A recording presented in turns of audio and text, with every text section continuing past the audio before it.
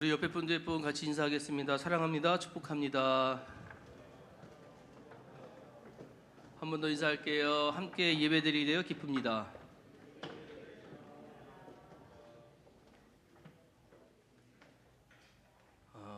우리가 신앙생활을 하다가 보면 이런 얘기를 많이 듣습니다. 열매 맺어야 돼. 열매를 잘 맺어야 돼. 좋은 열매가 필요해. 이런 얘기들 많이 듣습니다. 우리 성도님들은 열매 맺고 계십니까? 아멘이 적은 이유는 열매가 뭔지 모르시니까 지금 약간 좀 이렇게 이건가 저건가 이래서 그러신 거죠? 아닌가요?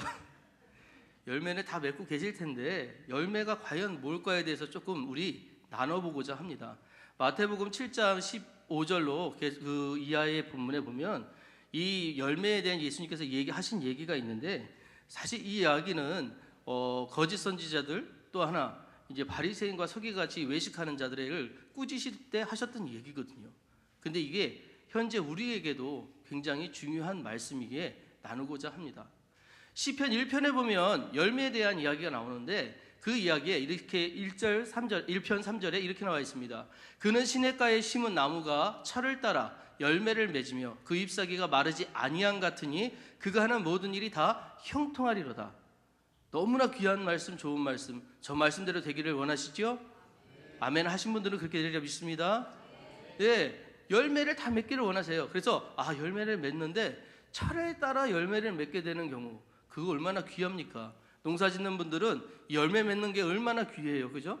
해 한 해 동안 너무 애쓰고 수고한 것들에 결실이 없다면 얼마나 실망스럽습니까? 근데 이게 그냥 맺어지는 게 아니라 철 따라서 각종 모든 것들을 다 이렇게 되는다. 그런데 여기서 끝나는 게 아니라 그가 하는 모든 일이 다 어떻게 하대요? 형통하대요. 형통이 뭡니까? 바뀌지 않는 거예요.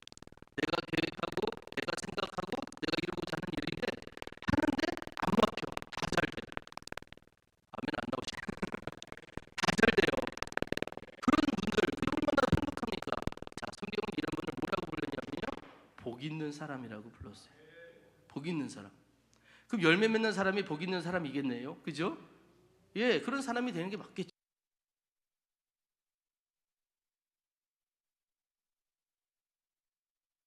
그리고 잘 따랐는데, 근데 왜 나에게 계속 고난과 근심과 걱정거리들이 떠나질 않지? 왜 나는 열매를 맺는다고 하는데 내 열매는 항상 이렇게 작지? 이렇게 고민하시는 경우들 혹시 있으신가요? 라고 하신다면 우리 다시 한번 열매가 무엇인지 한번 생각해 볼 필요가 있습니다. 자, 우리 성경에서 이야기하는 열매는요, 한 사람의 인격 또한 행위, 삶의 결과, 가르침들의 영향, 이런 것들을 이야기하는 게 열매였어요. 그래서 여러분은 말씀 읽다가 보면 무슨 무화과 나무가 맺는 거든 무슨 어떤 과실나수가 맺는 거든 그 열매는 뭐냐? 그 나무가 한 해 동안 애쓰고 수고해서 결실하는 것들이 열매예요. 그것을 사람으로 빗대면 한 사람의 인격, 한 사람의 행위, 삶의 결과, 가르침들의 영향들이 그 사람의 열매가 된다라는 것이죠. 그렇다면 예수님이요, 누가복음 6장 43절과 44절에 이렇게 얘기하셨거든요. 못된 열매 맺는 좋은 나무가 없고 또 좋은 열매 맺는 못된 나무가 없느니라. 나무는 각각 그 열매로 아나니 가시나무에서 무화과를 또는 찔레에서 포도를 따지 못하느니라. 이렇게 말씀하셨어요. 이게 무슨, 당연하죠. 여러분, 나무가 안 좋은데 열매가 좋은 거 보셨습니까? 봐요. 못 보셨잖아요. 대답 없으신 거니까. 없어요. 저도 못 봤어요. 그런데 좋은 나무인데 열매가 없는 경우를 가끔 봐요. 왜냐? 나무가 뭔가 이상하거나 아니면 그 토질이 좋지 않거나 하면 그런 경우는 간혹 있습니다. 그런데 어찌됐든 간에 좋은 나무는 좋은 결실을 하고요, 나쁜 나무는 나쁜 결실을 맺을 수밖에 없는 게 자연의 이치. 그런데요, 예수님이 또 마태복음 7장 18절에는 뭐라 얘기하셨냐? 좋은 나무가 나쁜 열매를 맺을 수 없고 못된 나무가 아름다운 열매를 맺을 수 없느니라. 열매는 열매인데 나쁜 열매와 아름다운 열매의 차이를 또 얘기하세요. 그냥 열매가 아니에요. 누구에게 내놔도 부족하지 않은 열매를 맺을 수 없다라고 이야기하셨습니다. 근데 여러분, 여기에 난 그거 아닌 것 같은데 이렇게 얘기하실 분 아무도 안 계실 거예요. 그렇죠? 이 말씀 저도 수긍합니다. 예, 맞아요, 예수님 그럴 거예요 라고 얘기를 해요. 그럼 이게 어떻게 된 일일까? 왜 이런 이야기들을 하게 되는 것일까? 여러분, 이분 잘 아시죠? 아리스토텔레스. 이분 아시죠? 아신다고 하면은 굉장히 철학자처럼 보일 거예요. 학식이 높으신 분으로. 아리스토텔레스라는 이 양반이 죄송합니다. 이분이 설득의 3요소라는 거를 이야기했어요. 설득의 3요소가 뭐냐면 사람들을 이제 이렇게 내 편으로 만들려면 설득을 시켜야 되잖아요. 그죠? 이때 이 세 가지가 중요하다라고 이야기한 것이었어요. 그 첫 번째가 로고스, 이거는 이론적인 거, 내용이 있어야 된다는 거예요. 그 다음에 파토스, 이거는 감정적인 거예요. 그래서 내가 이 이야기를 할 때 막 격해서 이렇게 이야기하는 게 아니라 그 사람의 마음을 간드려주면서 만져주면서. 요즘에 드라마 폭삭수가 수다 보셨습니까? 보셨습니까? 그게 그렇게 인기라면서요. 그거 보면서 막 울어요. 왜 웃냐면 내 어린 시절 어떤 그런 비슷한 그런 것들을 향수가 나나 봐요, 그 드라마에서. 그래서 그걸 보면서 사람들이 그렇게 많아서 뭐 인기 1위를 달리고 한다고 하는데, 여러분 그건 내 얘기가 아니잖아요. 여러분 얘기가 아니잖아요. 그죠? 근데 왜 그 이야기를 보고 여러분 우세요? 감동이에요. 감정이 움직인 것이거든요. 그게 파토스예요. 근데 에토스가 또 있어요. 에토스는 뭐냐면 말하는 화자, 그 말하는 사람이 어떤 사람이냐에 따라서 그 이야기를 들을 만한지 안 들을 만한지 사람들이 판단한다는 것입니다. 그 사람의 됨됨이라고 얘기하잖아요, 우리. 그 사람의 삶의 태도. 그런데 이 셋 중에서 뭐가 가장 다른 사람을 설득할 때 영향력이 크겠느냐? 어떤 게 클 것 같아요? 논리적인 거, 어떤 이런 능력, 재능들, 이게 필요할 것 같아요? 아니면 감정적으로 움직여주는 게 필요할 것 같아요? 아니요, 에토스라고 얘기를 해요. 즉 뭐냐, 말하는 사람이 진짜 그렇게 사는 사람이면 굳이 얘기하지 않아도 그 말을 듣고 사람, 그래 저 사람은 그럴 거야 하고 믿어준다는 얘기죠. 설득이 잘 된다는 얘기입니다. 자, 여러분 제가 얘기하려고 하는 이야기가 뭔가, 그 나무에 열매를 맺으려고 할 때 나무가 좋은 나무면 좋은 열매를 맺는다고 그랬어요. 사람도 마찬가지, 누군가에게 영향력을 끼치려고 할 때 그 사람이 진짜여야지, 그 사람이 제대로 된 사람이어야지 이런 영향력을 끼칠 수 있다는 얘기의 반증이라는 것이죠. 그렇다면 여러분, 열매는 구원인가요? 열매를 잘 맺어야 여러분 구원 받나요? 그렇다면 여러분들 지금 여기서 구원 받을 만한 분들 따져야 되잖아요. 자, 여기서 지금 여기 우리 열매를 몇 명 맺으셨습니까? 뭐 이런 거 해야 되지 않아요? 아니면 열매를 어떤 걸 하셨습니까? 이런 거 해야 되지 않나요? 열매와 구원이 같은 거다라고 이야기하기는 조금 어렵습니다. 그런데 열매를 잘 맺은 사람들이 구원을 가까운 것은 맞는 것 같아요. 그런데 그 이야기들에 조금 더 깊게 얘기해서, 그러면 열매가 구원은 아닌 것 같다, 이게 무슨 얘기냐면, 여러분 예수님께서 비유를 이야기해 주실 때 포도원 품꾼의 비유에 대해서 이야기하신 적이 있습니다. 이때 이 이야기는 여러분 다 잘 아시죠? 처음 들으시면 다 얘기돼요. 다 잘 아시죠? 시간대별로 일꾼이 필요해서 너 와서 우리 포도원에서 일하라 불렀습니다. 한 사람 한 사람 불러다가 일을 다 시키고 나서 마지막에 이제 갈 때 그 사람의 하루 품삯을 계산해 주는데 전부 다 똑같이 한 데나리온씩을 줘버리는 거예요. 그 일꾼들 가운데는 불만이 터져 나왔습니다. 왜? 나는 아침 9시부터 왔는데요, 난 11시에 왔는데요, 난 더 일찍 왔는데 왜 저 사람하고 똑같이 한 데나리온을 줍니까? 이렇게 얘기를 한 거예요. 그러니까 주인이 뭐라고 얘기합니까? 내 것을 가지고 내 뜻대로 할 것이 아니냐? 내가 선함으로 내가 악하게 보느냐라고 하면서 이야기를 해요. 여러분 이게 무슨 얘기냐? 여러분 구원은요, 우리가 저 사람 구원받겠네? 저 사람 구원 있겠네? 저 사람 잘 되겠네? 못한다는 얘기예요. 구원은 누구에게 있다? 하나님에게 있어요. 하나님의 뜻 안에 있고 하나님의 절대적인 주권 안에 있습니다. 그래서 우리는 그 구원을 이야기하지는 못해요. 저 사람이 구원받았네? 못했네? 이거는 얘기하지 못해. 그런데 열매를 보면 알 것 같다라는 거예요. 저 사람이 정말 좋은 열매를 맺는구나. 저 사람은 구원받은 사람인 것 같아. 구원받은 사람처럼 사네 라고 이야기할 수 있다는 것이죠. 그렇다면 진짜 열매가 과연 무엇일까요? 우리 늘 이제 열매 얘기하면 딱 떠오르는 게 성령의 9가지 열매 아닙니까? 그죠? 이 9가지 열매가 딱 있는데, 여러분 이 9가지 열매를요 맺으려면, 자, 충성을 열심히 해서 맺으면 되나요? 그다음에 인내를 열심히 해서 맺으면 되나요? 사랑을 열심히 해서 맺으면 되나요? 이렇게 맺어지나요? 성령의 열매들이 이렇게 맺는 것인가요? 여러분 성령의 열매는 한 가지씩 맺는 게 아닙니다. 9가지 열매가 다 고루고루 자라게 되어 있어요. 성령의 9가지 열매를 표현할 때 저 나무가 9그루인가요? 한 그루인가요? 한 그루죠. 즉 구원받은 사람, 성령 받은 사람에게 나타나는 성령의 열매는 어떤 부분만 나타나지 않는다는 거예요. 어떤 것만 잘 되게 나타나지 않는다는 거예요. 9개가 고루고루 잘 나타나게 되는 것. 그게 형통한 사람이에요. 그 사람이 맺는 이 9가지 열매를 통해 사람들이 진짜 저 사람은 성령 받은 사람이구나, 저 사람은 진짜 하나님 믿는 사람이구나 라고 구별할 수 있게 된다는 것이죠. 우리의 열매는요, 여러분 보세요, 충성을 맺는 게 아니고요, 믿음을 맺는 게 아니고요, 사랑을 맺는 게 아니고요, 오로지 이 모든 것의 가장 최정점에 계신 그분을 맺는 거예요. 이 성령 열매 가장 9가지 열매 최정점에 계신 분이 누굴까요? 잘 모르시면 다시 보여드릴게요. 누굴까요? 어디 계시다고? 누구요? 이분이에요. 예수님만이 오로지 우리가 맺어야 될 열매인 것입니다.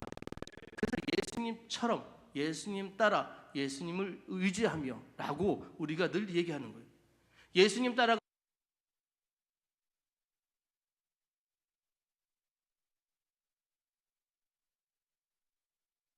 더 우리의 삶들이 변하기 시작하는데, 우리도 모르는 사이에 우리는 저 사람 참 구원받은 것 같다라고 인정받게 되는 삶을 살게 된다는 것이죠.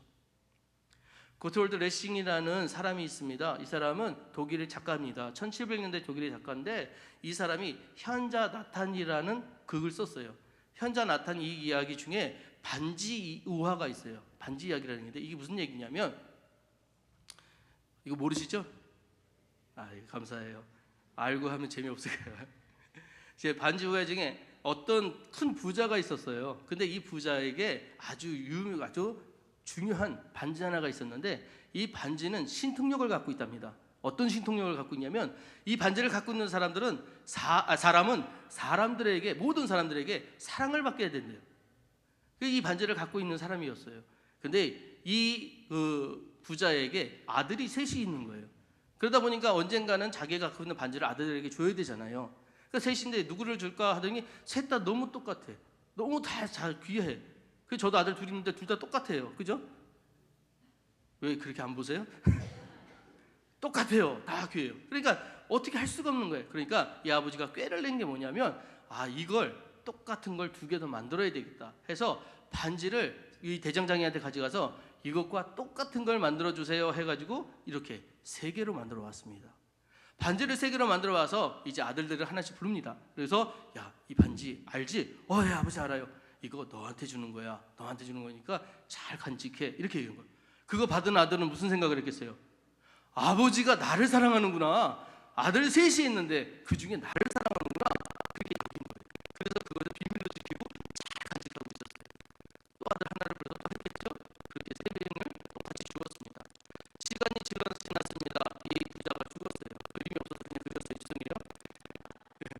그 아버지가 죽었어요. 그리고 나서 이 아들들이 모였습니다. 모여서 얘기를 하는 게 뭐냐? 자, 아버지의 대를 이을 사람, 그게 누구냐? 첫째는 나야. 그리고 이게 나타난 거예요. 그러니까 아니 왜 형이 첫째야? 봐봐, 아버지가 나한테 이 금 반지를 주셨어 하고 딱 보여준 거예요. 자신 있게. 그때 둘째가 갑자기 아닌데? 아버지가 나한테 주셨는데? 하고 반지를 또 보여준 거예요. 그때 셋째가 아니 무슨 일이야? 이거는 아버지가 나한테 주셨어 하고 딱 반지를 내는 거예요. 그래서 셋 다 보니까 반지가 똑같아요. 뭐라도 흠이 있거나 잘못했으면 그 반지 때문에 이거라고 얘기할 텐데 반지가 셋이 너무 똑같은 거예요. 그럼 어떡합니까? 이 반지를 가지고 서로 네게 맞네 내게 맞네 하다가 옥신각신 하다가 결국 안 돼서 재판장에게 찾아갑니다. 그 재판관에게 가가지고 이제 물어보는 거예요. 이거 어떻게 해야 됩니까? 우리는 정말 이거 다 똑같은 거 아버지한테 우리는 다 받았는데 누가 진짜인지 가르쳐주세요 라고 얘기한 거예요. 근데 이 재판관이 딱 보니까 자기도 보니까 셋이 너무 이 대장장이가 대단한 분이죠. 너무 똑같이 만든 거야. 그러니까 뭐가 뭔지 구별이 안 돼. 이걸 어떻게 할까 하는데 이제 아들들은 난리가 났죠. 빨리 이거 해결해 주세요 막 하니까 골치가 아픈 겁니다. 그래서 이 재판장이 고민하다가 번뜩 떠오르는 지혜가 하나 있었어요. 뭐냐? 이 반지에게 뭐가 있었다고요? 신통력이 있었어요. 어떤 신통력이요? 모든 사람에게 사랑받는다라고 했어요. 그래서 이 아들들을 부릅니다. 그래서 다시 얘기하는 거예요. 자, 아버지가 너희들한테 이 반지를 주었어. 자, 그러면 이제 이렇게 하면 돼. 자, 어떻게 했냐? 너희가 각각 반지를 아버지한테 받았다면 자기 반지가 진짜라고 확실히 믿어라. 그리고 자기 반지에 신통력이 발휘하도록 각자가 애쓰도록 하라. 그 신통력이 나타나는 자가 진짜 반지를 소유한 사람이다. 이렇게 얘기한 거예요. 그러니까 이 아들들이 그 이야기를 듣고 이제 가서 뭐 있겠어요? 반지에 합당한 삶을 사는 거예요. 그 반지를 받을 만한 사람으로 살아간 거예요. 여러분, 이 얘기가 뭘 의미하는지 아시겠습니까? 사실 반지가 중요한 게 아니죠. 반지에 합당한 사람이 되느냐 안 되느냐가 문제였던 것이죠. 아버지는 뭘 원했을까요? 그 반지를 받고 싸우는 아들들을 바랬을까요? 아니요. 셋 다 그 반지에 합당한 사람이 되기를 원했을 것이에요. 그 이야기라는 것입니다. 여러분, 우리의 행위로는 절대로 하나님 앞에 우리가 이게 열매입니다라고 내놓을 수 있는 것들이 없어요. 오직이나 우리가 정말 열심히 했다고 해서 하나님이 그걸 가지고 기뻐하실 만한 재물이 되지 못해요. 마태복음 7장 21절에 말씀하신 것처럼 나더러 주여 주여 하는 자마다 다 천국에 들어갈 것이 아니요 다만 하늘에 계신 내 아버지의 뜻대로 행하는 자라야 들어가리라고 그러셨어요. 그 주님 부른다고 주님 앞에 나와 있다고 하나님의 나라에 들어가는 것이 아니라 누구의 뜻대로요? 하나님 뜻대로. 하나님이 원하시는 게 뭘까? 하나님이 도대체 뭘 원하시는 걸까? 그걸 헤아리는 자만이 어디 간다고요? 천국에 들어갈 수 있다고요. 주님은 우리에게 이 이야기를 가르쳐 주셨어요. 요한복음 15장 1절부터 8절에 포도나무와 가지의 관계에 대해 말씀하셨습니다. 주님은 자신을 뭐라고 부르셨죠? 포도나무라고 부르셨어요. 그리고 우리를 뭐라고 부르셨죠? 가지라고 부르셨습니다. 그런데 열매가 맺혀지는 것은 포도나무인가요? 가지인가요? 자, 보십시오. 포도나무 끝에 있는 가지에 열매가 맺혀요. 그렇죠? 그럼 여러분, 그 열매는 가지가 맺은 거예요? 포도나무가 맺은 거예요? 같은 거 아니야? 달라요. 아니에요. 포도나무에 맺히는 열매가 포도나무에서 맺혀지는 것이지 가지는 그의 통로인 거죠. 젖붙이기, 이제 농업해 보시면 아는데 젖붙이기라는 게 있잖아요. 다른 나무를 갖다가 붙여도요. 그 나무가 원 뿌리 나무 있는 애에서 나오는 영양분들을 통해 열매가 그게 맺혀지잖아요. 농사를 져보신 분들만 이해를 하시는 거예요. 그게 다른 거 갖다 붙여도 가지가 열매를 맺는 게 아니거든요. 나무가 맺어요. 우리 포도나무에는 뭐가 열려요? 이거는 유치원 수준의 질문인데, 밤나무에 뭐가 열려요? 밤이요. 맺어지는 열매가 그 나무의 이름이 됩니다. 자, 그러면 예수님 나무에 뭐가 맺혀질까요? 예수님 나무에 뭐가 맺혀질까요? 예수가 맺혀지는 거예요. 우리는 뭐가 되나요? 그 맺게 하는 통로가 되는 거예요. 나를 통하여 맺어지는 그 통로, 그 마지막 열매는 예수 그리스도여야만 합니다. 예수님을 맺기 위하여 우리가 이 땅에 예수님처럼 살아가는 거예요. 예수님 닮아가려고 노력하는 거예요. 예수님 원하시는 삶을 살려고 애쓰고 수고하는 거예요. 그런 삶들을 살지 않는다면 절대로 우리는 천국에 들어가지 못한다는 이런 엄청난 이야기를 듣게 되는 겁니다. 주님은 나의 피난처라는 책을 쓰신 분이 있습니다. 이분이 누구시냐면 코리덴 붐이라는 여사인데요. 이분이 이제 목사님이세요. 근데 이분이 언제냐면 2차 세계대전 때 이제 네덜란드 분이거든요. 근데 이 나치들이 이제 막 유대인들을 잡아 막 죽이고 하니까 유대인 그 친구들이 도망가다가 이 코리덴 붐 여사의 집에까지 온 거예요. 그래서 우리 집 숨겨달라고 그래가지고 숨겨줬는데 그게 발각이 됩니다. 그래서 그 발각되는 것 때문에 이 코리덴 붐 여사 일가족이 다 수용소에 끌려가게 돼요. 그 수용소에 끌려가서 이제 모진 것들을 고문들을 당하고 아주 험난한 일들을 당하게 돼요. 그리고 그 앞에 부모가 또한 자기 형제가 죽는 것들을 눈으로 목도하게 됩니다. 직접 보게 돼요. 그 장면들을. 얼마나 그 가슴 아픈 일들을 견뎠겠습니까? 그리고 이제 전쟁이 끝났어요. 그리고 나서 이분이 이제 풀려났는데 나오자마자 이분이 하나님께 헌신하겠다는 마음을 먹고 이제 기도하다가 신학교를 가서 목사님이 되셨어요. 목사님이 되시고 난 이후에 이제 여러 군데에 강연을 할 수 있게 된 기회를 얻게 되셨습니다. 그래서 이제 시간이 지난 뒤에 이렇게 강연을 하며 다니시고 있었는데 어느 날 갑자기 이제 강연을 하다가 앞에 어떤 분과 눈이 마주치게 된 거예요. 근데 그분이 누구였냐? 자기 가족들을 다 죽였던 그 사람이 거기 앉아 있는 거예요. 그 잔인하게 했던 그 사람이 거기 앉아 있는 거예요. 이 코리덴 여사가 숨이 막히고 답답해가지고 말을 못할 정도로 굉장히 충격을 받습니다. 그리고 나서 집으로 돌아와요. 집으로 돌아와서 무릎을 꿇고 하나님 앞에 기도하기 시작합니다. 예수님, 저는 하늘에서 진노의 벼락이 내려 이 사람을 때리기 전에는 용서할 수 없습니다. 저를 도와주십시오. 저는 도저히 이 사람만은 용서할 수 없습니다. 예수님, 저를 좀 이해해 주세요. 안 그럴까요? 우리도 그럴 거 아니에요, 그죠? 당연한 마음이에요. 어떻게 그 자기의 원수가 그 앞에 있는데 그를 용서합니까? 그를 이해합니까? 아, 나 저 사람 용서할 수 없어요. 하나님, 다른 건 내가 다 주의 종으로 하겠지만 저 사람 용서하라고만 하지 마세요 라고 지금 이야기하는 거예요. 저 사람만 용서하라고 이야기하지 마세요 라는 이 마음 가지고 기도하고 있을 때 그 코리데뎨 여사, 그 목사님의 마음속에 주님이 이렇게 얘기하십니다. 십자가에서 나를 못 박고 죽이고 침뱉으며 채찍으로 때리고 조롱하며 가시관을 씌워서 나를 괴롭히는 사람들을 내가 용서했지 않느냐?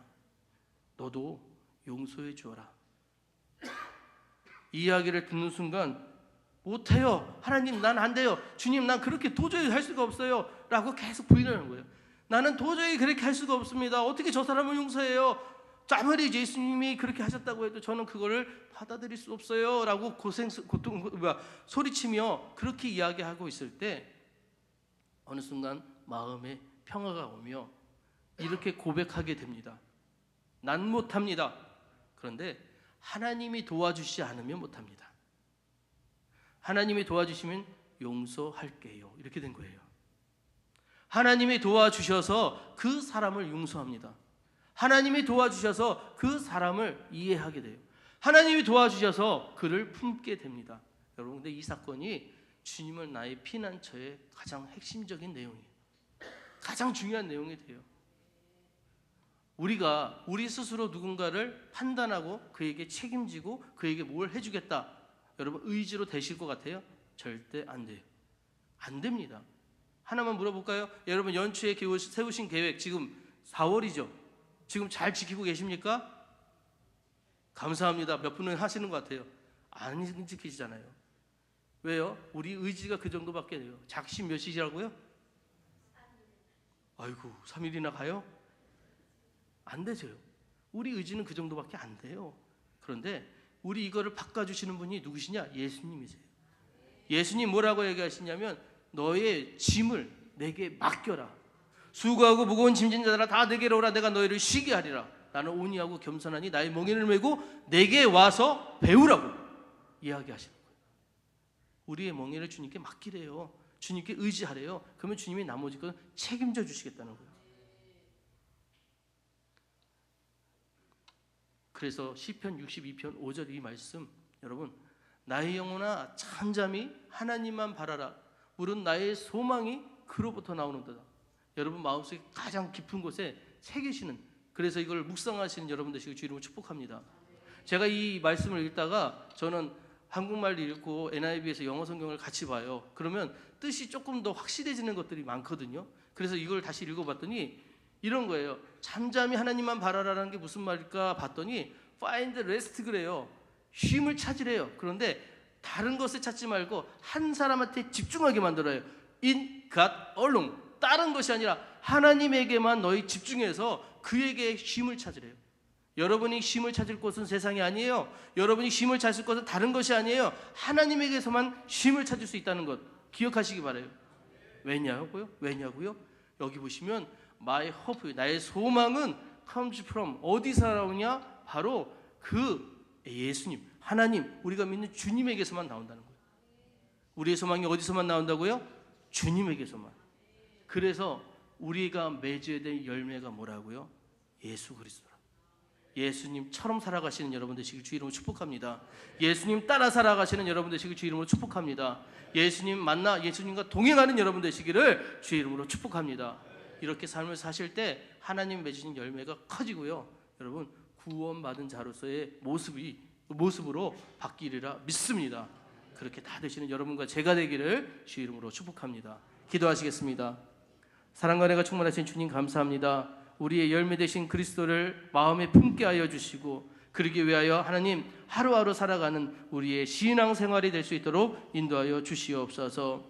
우리가 때로는 남을 위하여 우리가 무엇도 하겠다 우리 의지를 가지고 살아가지만 하나님 우리 의지가 연약함을 늘 고백하게 됩니다. 이제 하나님, 주님을 의지하며 나갈 때 주님께서 맛보아 알게 하시는 말씀을 체험하게 하여 주시고 살아가는 우리의 삶들이 되고 고백되는 우리의 삶이 될 수 있도록 주님 인도하여 주시옵소서. 언제 어디서나 주님이 눈과 같이 지켜주시기를 간절히 구하며 걸어가신 예수 그리스도를 받들어 기도드렸사옵나이다. 아멘.